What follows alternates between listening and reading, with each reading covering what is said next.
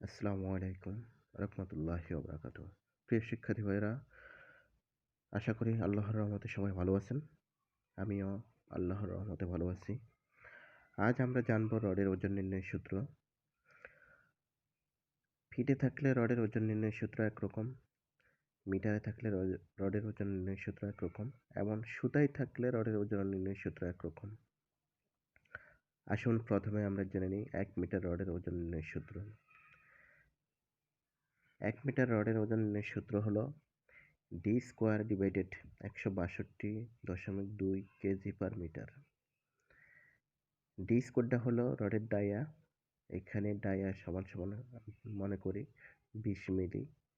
তো 20 মিলি square divided 162.2, তাহলে 1 metre রডের ওজন হয় 2.47 কেজি। একইভাবে রডের দৈর্ঘ্য 5 মিটার হলে রডের ওজন 2.47 5 দিয়ে গুণ দিলে হয়ে যাবে, অর্থাৎ 12.33 কেজি। এবার জেনে নিই 1 ফিট রডের ওজন নির্ণয়ের সূত্র। 1 ফিট রডের ওজন নির্ণয়ের সূত্র হলো D square divided 532 KG by feet. D হলো 20 মিলি, তাহলে 20 স্কোয়ার ডিভাইডেড 532, তাহলে 1 ফিট রডের ওজন হলো 0.752 কেজি।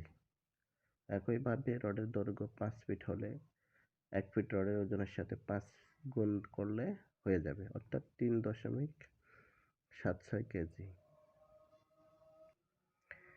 সর্বশেষ আমরা জানব রড যদি সুতোয় থাকে তাহলে তার ওজন নির্ণয়ের সূত্র।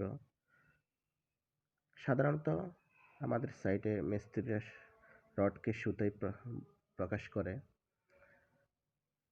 সুতায় হলে রডের ওজন নির্ণয়ের সূত্র হলো সুতায় square divided 24 pound divided feet, তাহলে এটা পাউন্ডে আসবে।